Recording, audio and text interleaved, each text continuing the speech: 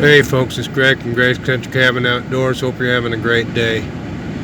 So these yucca plants belong to a friend of ours, and I ran across her at the local store and I asked her if she eats them, and she said no.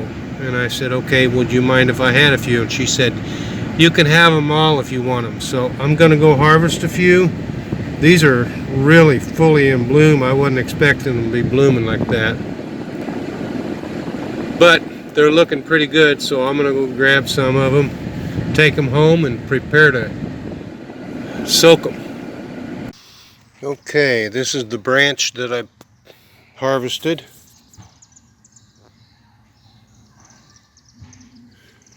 And I've already picked a few of the blossoms off of it. You can see the branches sitting there that I've already picked. What I'll do now is I'll take these in, soak them in salt water for 24 hours, and we'll get back to it. Stay tuned. Okay, I got nearly a full pot off of that little branch, so I'm going to take them in now, soak them in salt water for a minimum of 24 hours. I've actually soaked them for 72 hours. It doesn't hurt them a bit. Unlike the dandelion blossoms that you cannot soak at all because it slams them shut. Anyway, stay tuned. Okay, it's been 72 hours. I know I said I only needed to wait 24, but you can leave these in for 72 hours. I've done it before. It won't hurt them a bit. They've been soaking in salt water. They're been in the refrigerator. So I'm going to strain the water off.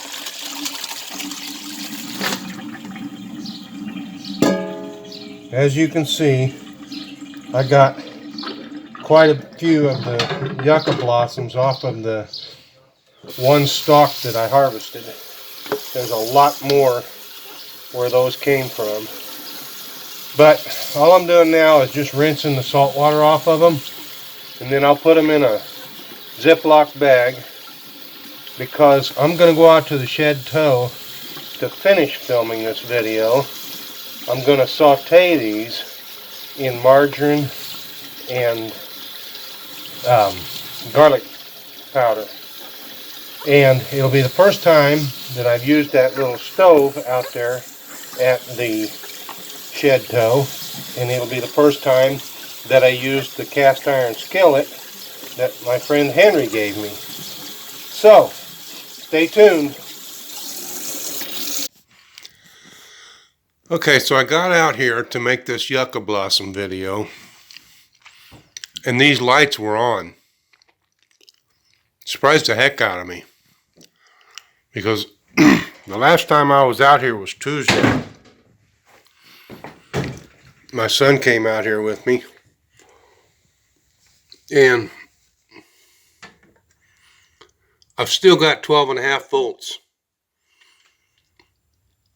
We had rain, cloudy skies. We had one sunny day yesterday, and these lights were still burning bright. Unbelievable. This is fantastic. This is something that you can live with without any difficulty at all. So I've got more to show you. Hang on. Okay, so my son James helped me bring this piano in here. And it looks like your average piano, but it's not your average piano because I have gutted it. There's nothing inside. Keys, no soundboard, nothing. And what I have done is I'm going to turn this into a piano bar. So this area here where the keys were will be turned into a storage area for paper plates, flatware, whatever, you know, just the simple flat stuff that you put or use with a bar.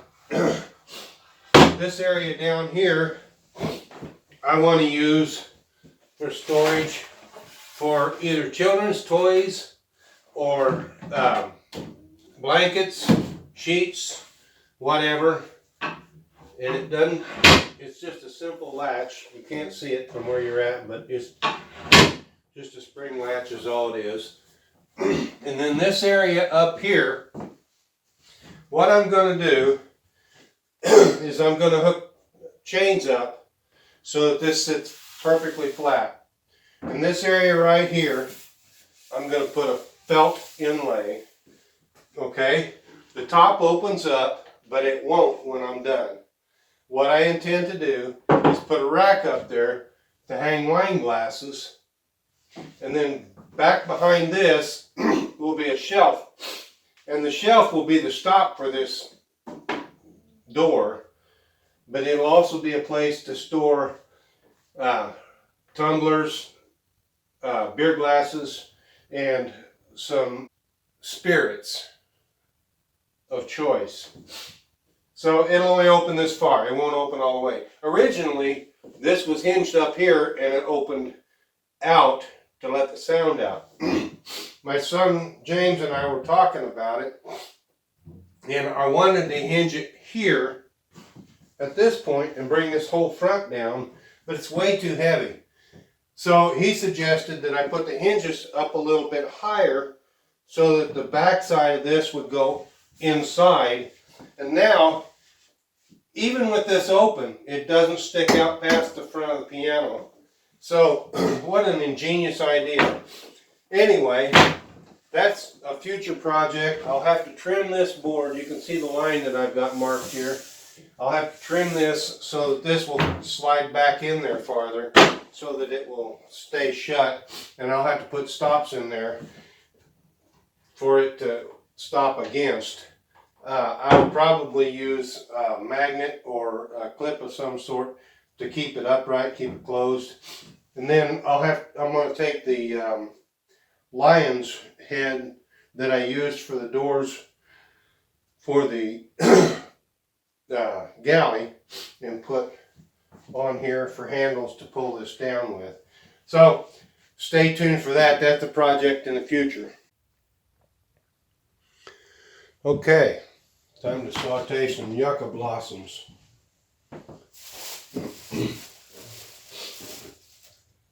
I brought some margarine over from the chef from the cabin. Got my stove. I'm going to go ahead and light that up.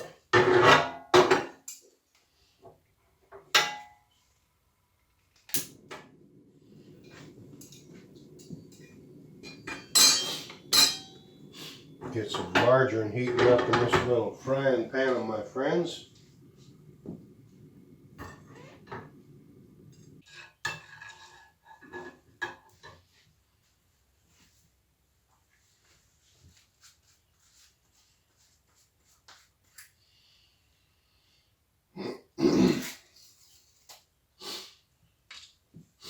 I picked up some garlic powder from the local grocery store.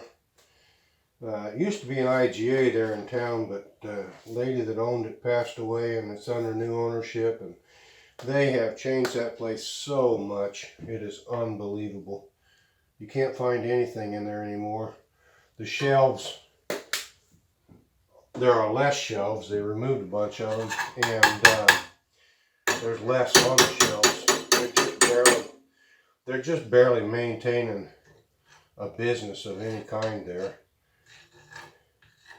And it's sad because those local mom and pop stores are some of the best stores around.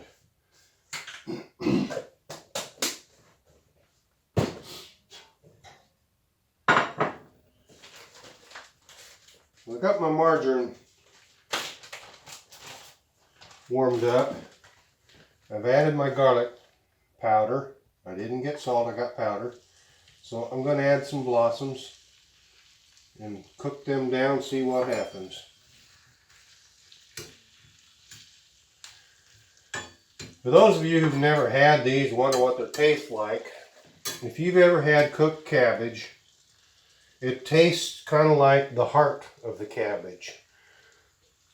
It's not nearly as strong as Brussels sprouts, but it's just slightly stronger than cooked cabbage. And I love the flavor of them, especially with this margarine and garlic. I got almost a gallon freezer bag full of yucca blossoms out of that one stalk. It's really nice to be able to harvest these. And I had a yucca plant at the first house that I owned. Had no idea that the blossoms were edible. And now I wish I had known that, because I harvest them every year. But yeah, these are great. I love them. And the way to cook these is, for me, is to cook them to where they are just starting to turn translucent. If you've ever cooked onions on a stove, they start out white and they become clear as they cook longer. You want to get them to the point where they're just starting to turn clear. You don't want them to be completely clear, because I think pretty much all of the flavor is gone at that point. So I'll continue to cook these. By the way, this is the first thing I've ever cooked on this stove, and that's the first thing I've ever cooked in this pan since I seasoned it. So this is our very first of anything cooked on the stove in the shed toe. Got this on the lowest setting that I can get, because I don't want to hurry it up. I want these blossoms to be cooked all the way through. Part of the reason for soaking these blossoms is to get not only the dirt out of them, but the ants. This particular stalk was full of ants when I picked it up. And soaking it in water, they normally float to the top. I didn't see any ants in this at all when I rinsed them. So I apparently shook them all off when I was cleaning the stalk, taking the blossoms off of it. Now this is starting to look a lot like cooked cabbage. I think at this point I can take it out. They're really just starting to brown up a little bit, and I don't want them overcooked.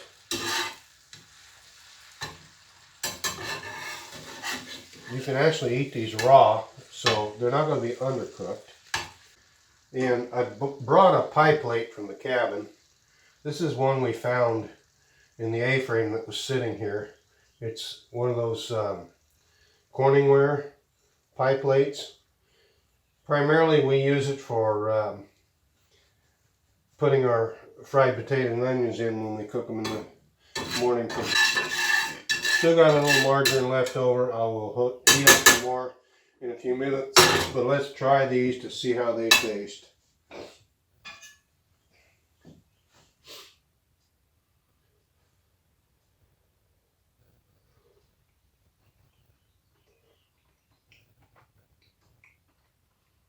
Perfect. They're so good. So if you've got a yucca plant growing in your yard and you want to get rid of it, harvest the flowers off of it and eat them. They taste great. Also, I want to point out my tea kettle and my coffee pot, they will be staying out here, and both of them fit perfectly on this stove for use. And we've got trivets that my wife purchased that we can set them on after we take them off of the stove. Okay, I have to tell you, I took some of the buds of the yucca blossoms, and I like the buds. They cook up just as nice as the blossoms. And I fried them until they were starting to turn brown, and they actually taste like mushrooms. I was surprised. I was told by the first person that ever told me you could eat yucca blossoms that when they were fried they would taste like mushrooms, and I never tasted the mushrooms before. But if you brown them, I mean cook them till they're browned just a little bit, they do sort of taste like mushrooms. So what I'm going to have to do is I'm going to have to mix up a batter And I'm going to have to make some, fry them up, see if they do taste like mushrooms when they're fried up with a batter on them. Worth a try. This is Greg from Greg's Country Cabin Outdoors. Hope you're having a great day. Thanks for watching, and if you like this video, please give it a thumbs up. And if you haven't already, please subscribe to my channel and click on that little bell icon to make sure that you get notified whenever I put a new video up.